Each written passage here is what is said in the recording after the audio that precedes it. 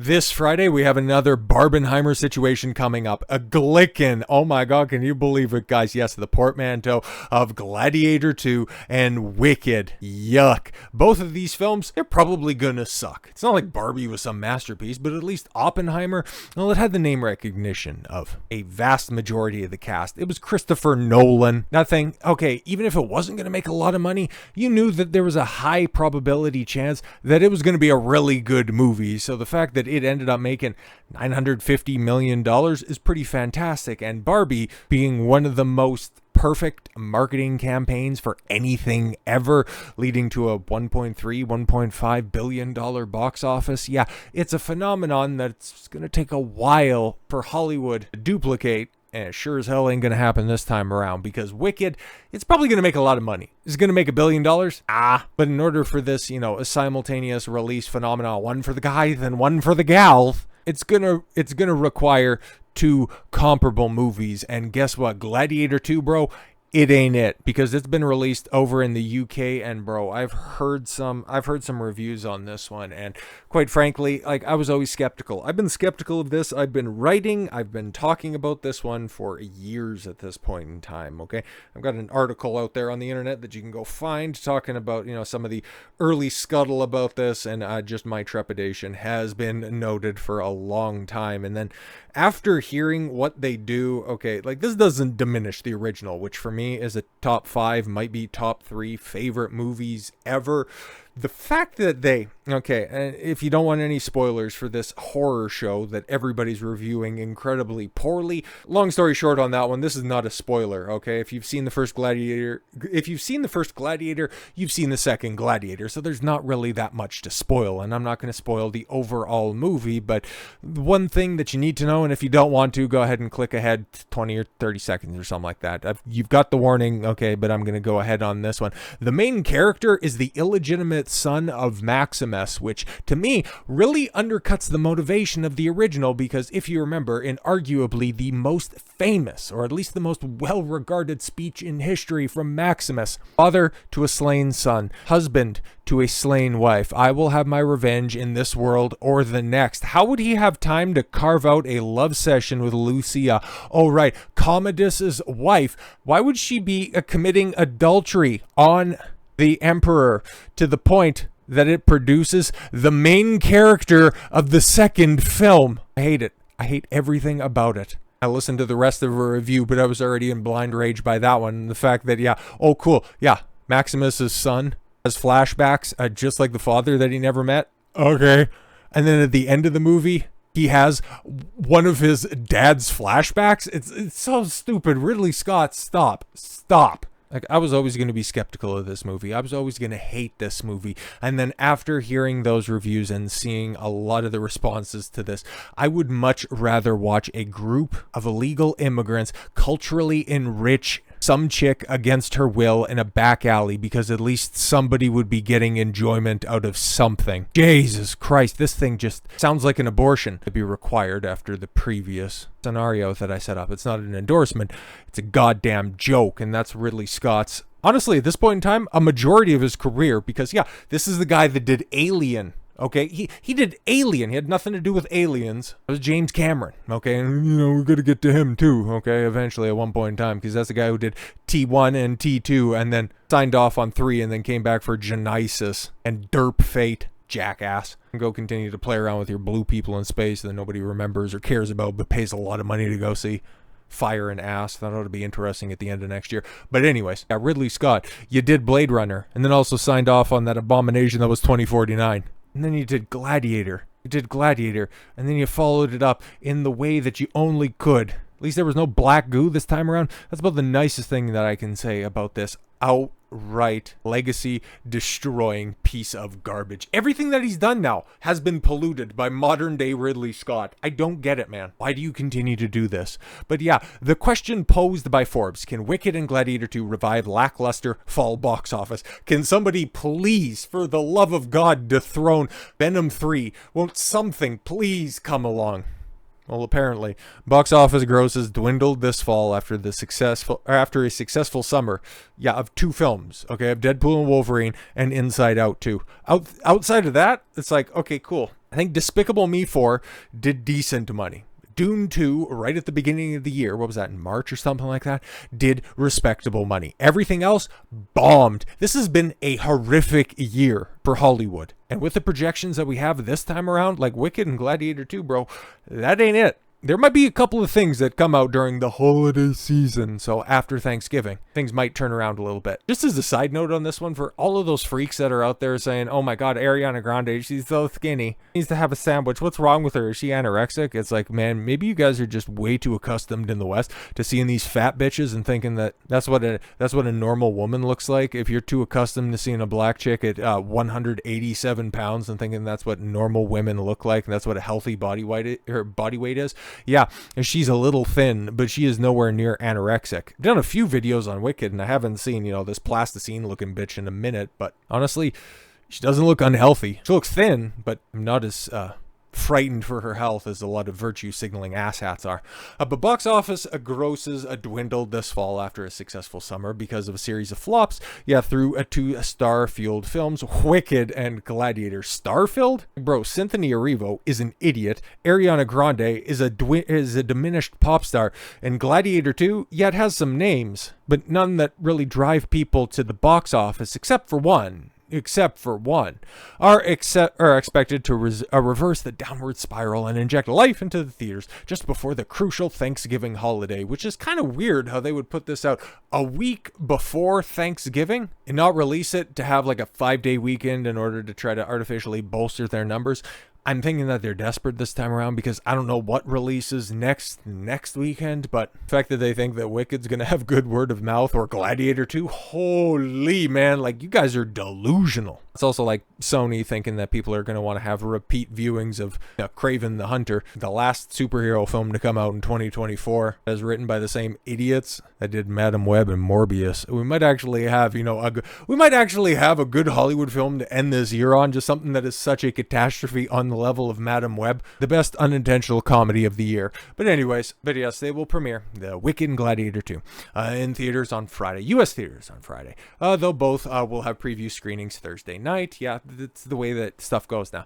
And Wicked's early access screenings will take place on Wednesday. Okay, deadline projected Wicked could clear $100 million on its opening weekend. Yeah, just letting you know that Cynthia Erivo stuff where she was mad about a fan-edited poster.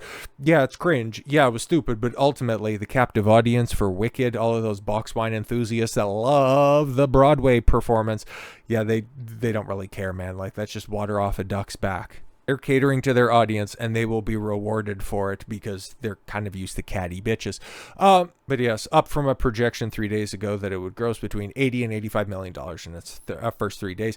And that's just simply the domestic number. Don't know what it's going to do internationally, but frankly, it's probably going to be big. It'll be one of the biggest movies of the latter half of the year. Honestly, okay. But then, yes, the deadline projected $65 million opening weekend for Gladiator 2, while Variety estimates it could earn between 55 and 65 million. And yeah, like I said, over in the UK, it's already opened in Europe to European audiences to a $87 million international box office.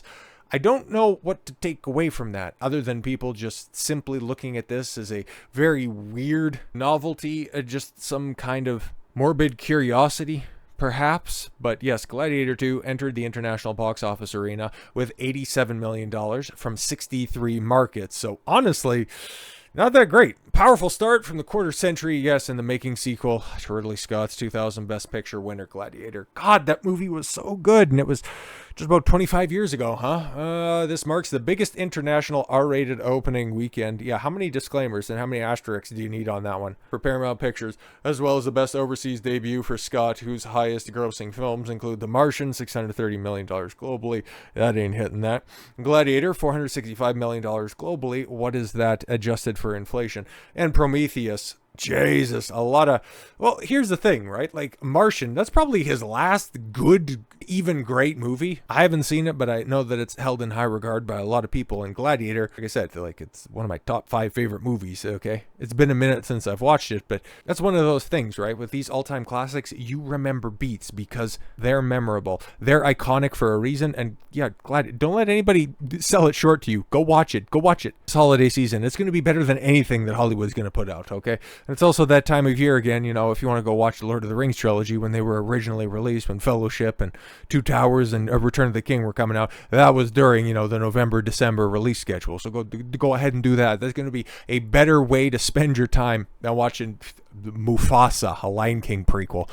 Gladiator 2 is also scored in IMAX with $7 million in 453 screens, standing among the company's top 3 international debuts of the year. Okay, Paramount, a company that's on the brink of collapse. A company that has released what exactly this year? That has done anything? They didn't do Dune. That's Warner Brothers. So I don't really know exactly what to say or how to take that information. The sequel enjoyed the strongest launch in the United Kingdom with $11.4 million in 722 locations. That's not great. Followed by France with $10.3 million, which wouldn't you think that they would be holding a grudge, especially with Napoleon coming out last year and Ridley Scott going on at, okay, you know, as much as I'm shitting on his creative endeavors, you know, him saying that, yeah, why should I care about French history? The French don't even care about their own history. You know, him being so incredibly based in that regard. Like, wouldn't you think that would remember that? Oh, right, it's France. Any opportunity to just, you know, bend over and grab their ankles for anybody, they'll take it. Spain chipped in with 5.6, Australia with 5 million, and Mexico with 4.7 million. Really? Okay. Yeah, the Sword and Sandal epic starring Paul Mescal, Pedro Pascal, and a Denzel Washington, which I heard. Okay, here's another thing. Like, the story doesn't make any sense. The plot is garbage. The special effects are ropey at best. But the performances, man, like, I haven't heard a damn thing about Mescal. I hear that this is one of Pedro Pascal's worst performances, which I'm not really that high on him. I think everybody sucks Oberyn Martell's portrayal way too dry. Like, he had a good monologue in Mockingbird, but outside of that, you know, his most impactful performance was when he got his head squished and popped like a pimple. That was cathartic for a multitude of reasons. Also because, you know, Dorne's retarded and Lannister supremacy. But Denzel Washington. Here's the thing. I like Denzel. You like Denzel. He's one of the most well-respected names in all of Hollywood. He is one of those few. I would put him on the short list of actors who, when he comes on screen, he immediately injects the film with a much-needed shot of masculinity. The likes of which, like my short list, I would probably put like Mel Gibson and Kurt Russell on there, but outside of that, man, like when it comes to working actors, nobody else immediately comes in and has that screen presence on demand like that. Especially no up-and-coming actors like that. Like, there are some people that you might go, it's like, oh, that's Jason Momoa. That's cool that he's in this. Chris Pratt. Chris Pratt's on his way, but nowhere near that level. He's still too bumbling and has marvelisms to shake off before he does that. Chris Hemsworth, same thing on that one, but he also has a good opportunity to transcend that crap. But yeah, Denzel, Kurt Russell, and Mel Gibson. It's like, that's about it when it comes to just overwhelming, strong male presence. And maybe that's why Ridley Scott made him kiss a guy. And then on second thought, kind of went, nah, we don't need to have this gay shit in here. Like, what are we doing? Okay. Gladiator 2 cut a gay kiss, says Denzel Washington. I kissed a guy on the lips, and I guess they weren't ready for that. You're like, wait, what? What are we talking about? Okay. Denzel Washington revealed in a video interview with Gaiety. And that's another thing. Okay. Because, yeah, he would have been shoehorned in this interview. And it's like, why would you send Denzel out on media tour and have Gaiety as one of his spots? You know, have Pedro Pascal over there, because he would have been more than willing to deliver that interview with 3/4 of the microphone down his throat. But the scene was cut out of the theatrical cut in a long-awaited scene. Nobody was awaiting this, bro. Everybody was looking at that with severely rolled eyes. Now, the Oscar winner stars in Ridley Scott's film as Black Proxima, because, yeah, without spoiling anything, he's basically, yeah, African Oliver Reed. Like, does it? Like, whatever. Wealthy power broker in Rome. He owns the slaves. He just has political ambitions of trying to take over. Ooh. So complex. So complex. Gladiator 2 script mentions that Macronus, okay, has been in relationships with other men. Okay, he's not gay. He has relationships with women, but sex with men. Okay, which prompted Gaiety to ask Washington, "How gay is the Roman Empire?"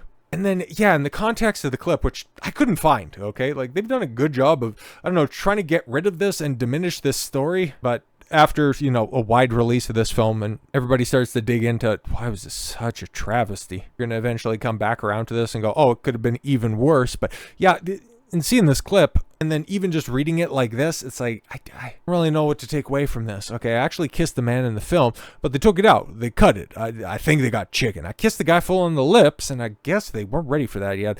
I killed him about 5 minutes later. It's Gladiator. It's the kiss of death. So yeah, it's a little bit different than just simply going, yeah, I kissed the guy, and then we eventually, you know, jacked each other off in the back of the Coliseum.